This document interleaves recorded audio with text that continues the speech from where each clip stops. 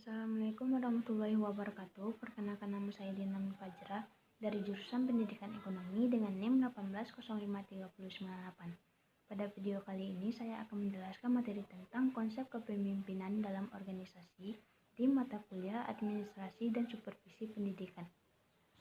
Baiklah, saya akan menjelaskan materi yang pertama, yaitu pengertian kepemimpinan.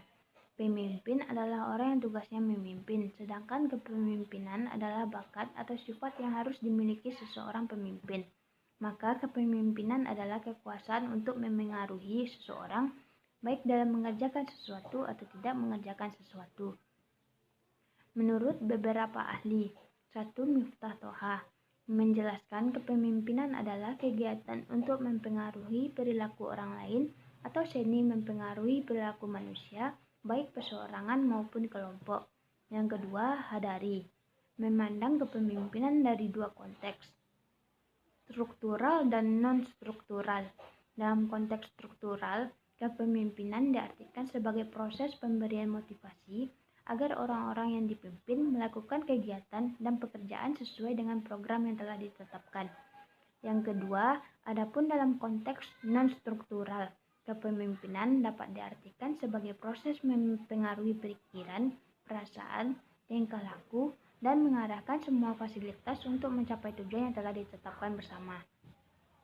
Yang ketiga, Tannenbaum dan Masaryk menyatakan bahwa kepemimpinan adalah suatu proses atau fungsi sebagai suatu peran yang memerintah.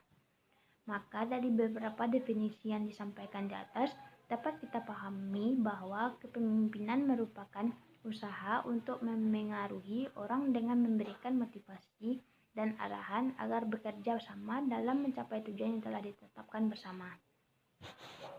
Nah, itulah pengertian dari kepemimpinan. Materi yang selanjutnya, fungsi kepemimpinan. Fungsi-fungsi kepemimpinan adalah sebagai berikut. 1. Fungsi perencanaan. Seseorang pemimpin perlu membuat perencanaan yang menyeluruh bagi organisasi dan bagi diri sendiri selaku penanggung jawab tercapainya tujuan organisasi. Yang kedua, fungsi memandang ke depan. Seorang pemimpin yang senantiasa memandang ke depan berarti akan mampu mendorong apa yang akan terjadi serta selalu waspada terhadap kemungkinan. Hal ini memberikan jaminan bahwa jalannya proses pekerjaan ke arah yang dituju akan dapat berlangsung terus-menerus tanpa mengalami hambatan dan penyimpangan yang merugikan. Yang ketiga, fungsi pengembangan loyalitas. Pengembangan kesetiaan ini tidak saja di antara pengikut, tetapi juga untuk para pemimpin tingkat rendah dan menengah dalam organisasi. Untuk mencapai kesetiaan ini, seorang pemimpin sendiri harus memberi teladan baik dalam pemikiran, kata-kata, maupun tingkah laku sehari-hari yang menunjukkan kepada anak buahnya pemimpin sendiri tidak pernah mengingkari dan menyeleweng dari loyalitas. Segala sesuatu tidak akan dapat berjalan sebagaimana mestinya. Yang keempat, fungsi pengawasan. Fungsi pengawasan merupakan fungsi pemimpin untuk senantiasa meneliti kemampuan pelaksanaan perencanaan.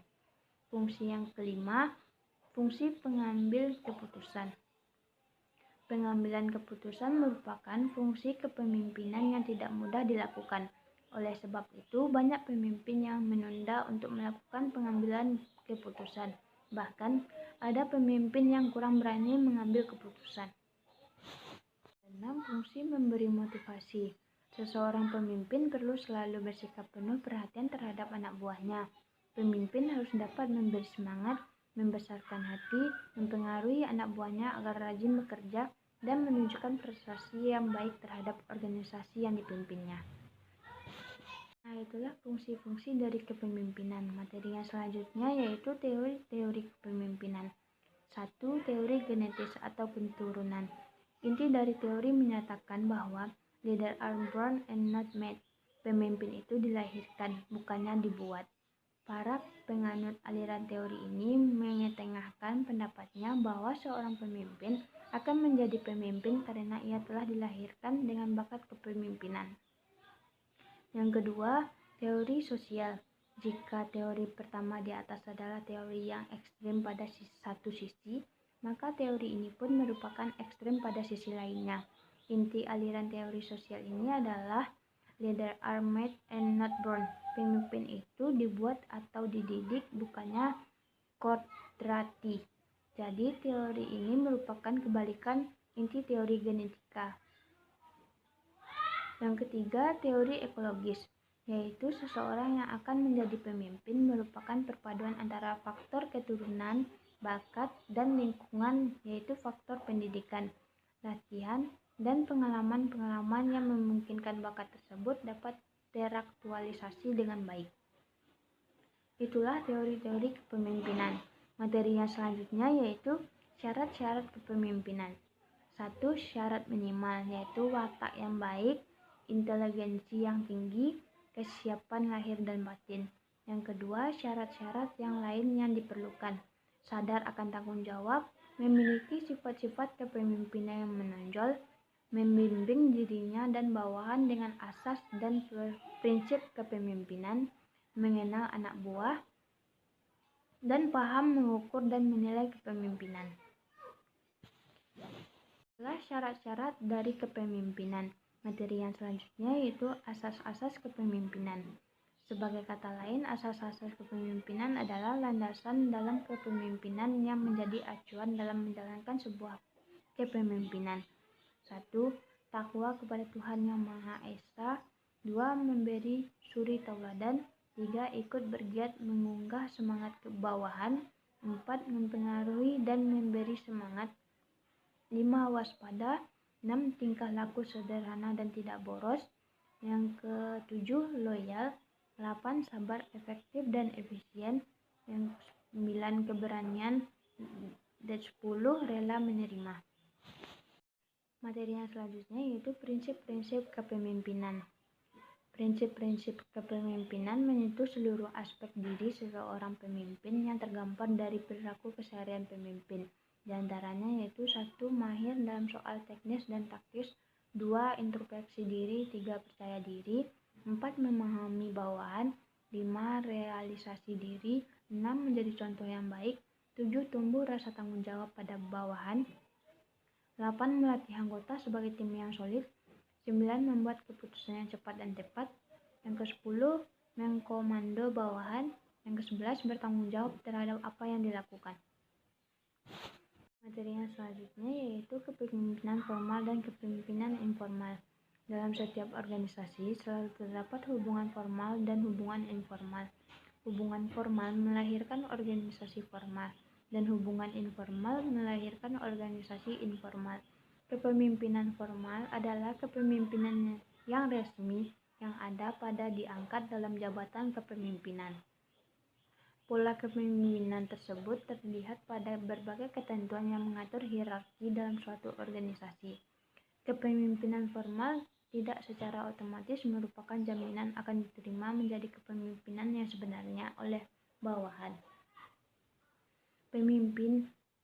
Penerimaan atau pimpinan formal masih harus diuji dalam praktek yang hasilnya akan terlihat dalam kehidupan organisasi.